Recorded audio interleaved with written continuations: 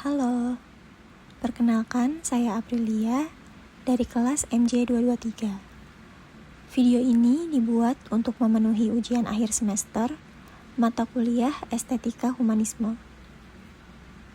Pada video ini, saya akan membahas salah satu topik yang sangat dekat dengan kehidupan manusia, yaitu self-concept atau konsep diri. Pernahkah kita bertanya kepada diri sendiri, siapa sebenarnya diri saya? Apa yang membuat saya berharga? Atau, mengapa terkadang saya merasa kehidupan orang lain jauh lebih baik dibandingkan kehidupan saya sendiri? Pertanyaan seperti ini mungkin terlihat sederhana. Namun sebenarnya, pertanyaan tersebut berkaitan erat dengan bagaimana kita memahami diri kita sebagai manusia. Melalui video ini, kita akan membahas bagaimana konsep diri terbentuk, bagaimana lingkungan mempengaruhi cara kita melihat diri sendiri, serta bagaimana kita dapat membangun konsep diri yang lebih sehat. Mengapa hidup orang lain terlihat lebih baik? Saat ini, kita hidup di era media sosial. Dalam beberapa menit saja, kita bisa melihat banyak hal tentang kehidupan orang lain. Ada teman yang sudah lulus, ada yang mendapatkan pekerjaan, ada yang memulai bisnis, ada yang menikah, ada yang sedang berlibur, ada juga seseorang yang terlihat memiliki kehidupan yang sangat sempurna. Tanpa sadar, kita mulai membandingkan kehidupan kita dengan kehidupan mereka. Kemudian muncul berbagai pertanyaan. Mengapa saya belum seperti mereka? Apakah saya kurang berhasil? Apakah saya kurang pintar? Apakah saya tertinggal? Jika hal ini terjadi terus-menerus, perbandingan seperti ini bisa mempengaruhi cara kita melihat diri sendiri. Disinilah pembahasan tentang self-concept menjadi penting. Apa itu self-concept? Secara sederhana, self-concept atau konsep diri adalah bagaimana seseorang melihat, memahami, dan menilai dirinya sendiri. Konsep diri mencakup banyak hal. Misalnya, bagaimana kita melihat kepribadian kita. Bagaimana kita menilai kemampuan diri, apa yang kita anggap sebagai kekuatan, apa yang kita anggap sebagai kelemahan, apa nilai yang kita percaya, dan seperti apa diri yang ingin kita wujudkan di masa depan. Sebagai contoh, seseorang mungkin berpikir, saya adalah orang yang pemalu. Saya tidak pandai berbicara di depan umum. Atau sebaliknya, saya adalah orang yang mudah beradaptasi. Saya bisa bekerja dengan baik bersama orang lain. Pernyataan-pernyataan tersebut adalah bagian dari konsep diri kita. Bagaimana konsep diri terbentuk? Konsep diri tidak muncul begitu saja. Konsep diri berkembang melalui pengalaman manusia sejak kecil. Keluarga merupakan salah satu lingkungan pertama yang membentuk cara seseorang melihat dirinya. Misalnya, seorang anak yang sering mendapat dukungan mungkin tumbuh dengan keyakinan bahwa dirinya mampu mencoba sesuatu. Sebaliknya, jika seseorang terus-menerus menerima kritik atau dibandingkan dengan orang lain, ia mungkin tumbuh dengan keyakinan bahwa dirinya selalu kurang. Selain keluarga, sekolah, teman, lingkungan sosial, keberhasilan, kegagalan, dan media juga ikut membentuk konsep diri. Karena itu, terkadang pandangan kita terhadap diri sendiri sebenarnya merupakan hasil dari berbagai pengalaman yang telah kita kumpulkan selama bertahun-tahun. Ekspektasi sosial. Dalam kehidupan, manusia juga mengalami berbagai ekspektasi sosial. Kita sering mendengar kalimat seperti, kapan lulus? Kapan bekerja? Kapan menikah? Kenapa kamu tidak seperti temanmu? Atau, seharusnya kamu sudah mencapai ini pada usia tertentu. Sebenarnya, ekspektasi tidak selalu buruk. Ekspektasi dapat menjadi motivasi.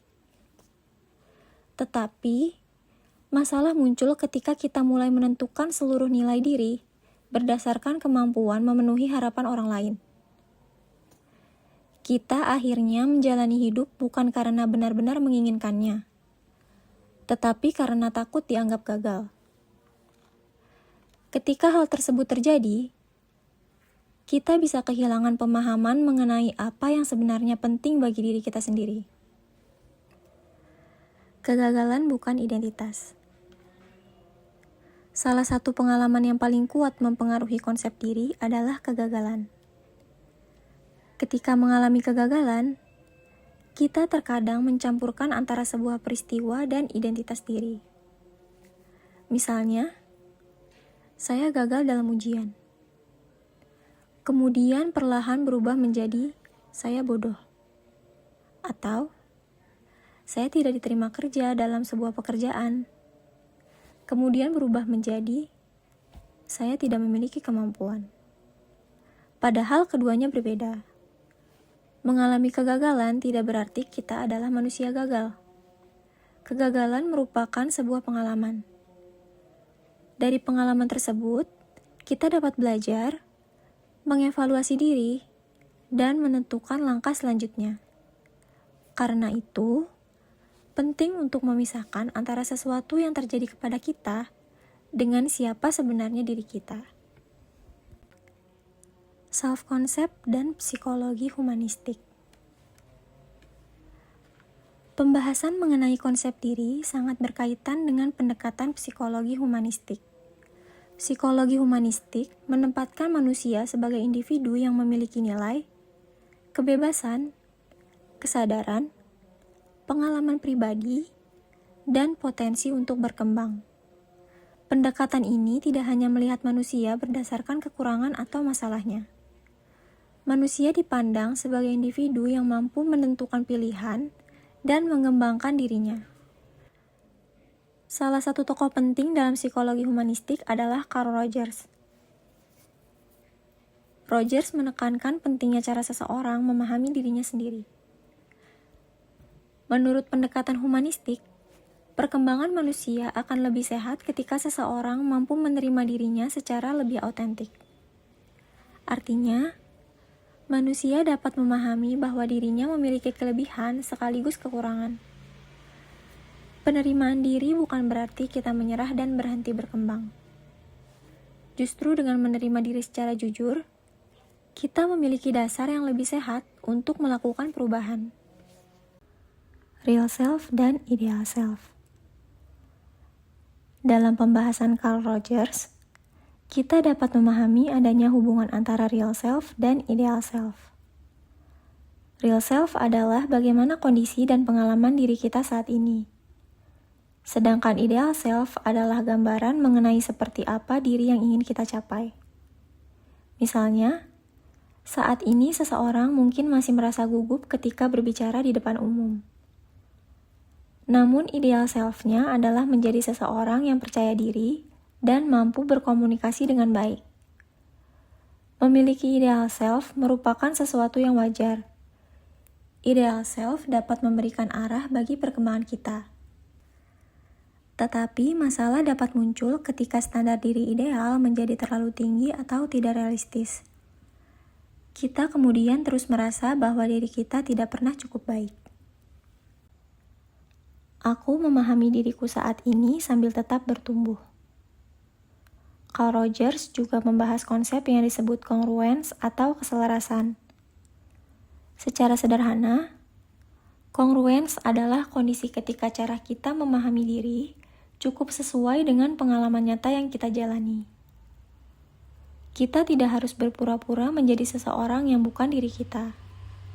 Misalnya, kita dapat mengakui, saya masih memiliki kekurangan. Tetapi pada saat yang sama, kita juga dapat berkata, "Saya bisa belajar dan berkembang." Menurut saya, inilah salah satu bagian penting dalam konsep diri. Kita tidak harus selalu merasa sempurna untuk menghargai diri sendiri. Menurut saya, inilah salah satu bagian penting dalam konsep diri. Kita tidak harus merasa sempurna untuk menghargai diri sendiri. Kita dapat menerima diri saat ini sambil terus bergerak menuju versi diri yang lebih baik. Mengembangkan potensi diri dan menjalani hidup yang bermakna. Tokoh lain dalam psikologi humanistik adalah Abraham Maslow. Salah satu konsep yang terkenal dari Maslow adalah self-actualization atau aktualisasi diri. Aktualisasi diri dapat dipahami sebagai proses manusia dalam mengembangkan potensi yang dimilikinya. Aktualisasi diri bukan berarti seseorang harus menjadi manusia paling kaya, paling terkenal, atau paling sukses. Ukuran kehidupan seseorang tidak selalu sama dengan kehidupan orang lain. Seseorang dapat menemukan aktualisasi dirinya melalui pekerjaan, orang lain melalui keluarga, melalui pendidikan, melalui karya, melalui pelayanan kepada orang lain, atau melalui sesuatu yang dianggap memiliki makna dalam kehidupannya. Jangan bandingkan seluruh hidupmu dengan highlight hidup orang lain. Di era digital, tantangan konsep diri menjadi semakin besar. Media sosial memungkinkan kita melihat kehidupan orang lain hampir setiap saat. Tetapi kita perlu memahami bahwa apa yang kita lihat di media sosial seringkali hanyalah sebagian kecil dari kehidupan seseorang. Kita melihat keberhasilannya, tetapi belum tentu melihat kegagalannya. Kita melihat foto bahagianya, tetapi tidak selalu mengetahui masalah yang sedang dihadapinya. Karena itu, tidak adil ketika kita membandingkan seluruh perjalanan hidup kita dengan bagian terbaik dari kehidupan orang lain. Setiap manusia memiliki waktu, latar belakang, kesempatan, masalah, dan jalan hidup yang berbeda. Lalu bagaimana kita dapat membangun konsep diri yang lebih sehat? Ada beberapa hal sederhana yang dapat dilakukan. Pertama, mengenali kekuatan dan kekurangan diri. Tidak ada manusia yang memiliki semua kemampuan. Mengetahui kekurangan bukanlah tanda kelemahan. Justru dengan mengetahui kekurangan, kita dapat menentukan bagian mana yang perlu dikembangkan. Kedua, berhenti menjadikan kehidupan orang lain sebagai standar utama. Kita boleh belajar dan terinspirasi oleh orang lain. Tetapi perjalanan mereka tidak harus menjadi ukuran perjalanan kita. Ketiga, melihat kegagalan sebagai proses pembelajaran. Alih-alih berkata, "Saya gagal, berarti saya tidak mampu." Kita bisa bertanya kepada diri kita sendiri, apa yang dapat saya pelajari dari pengalaman ini? Keempat, mengenali nilai yang penting bagi diri sendiri. Apa yang sebenarnya kita anggap penting? Kejujuran, keluarga, kreativitas, pendidikan, kebebasan, kontribusi terhadap orang lain.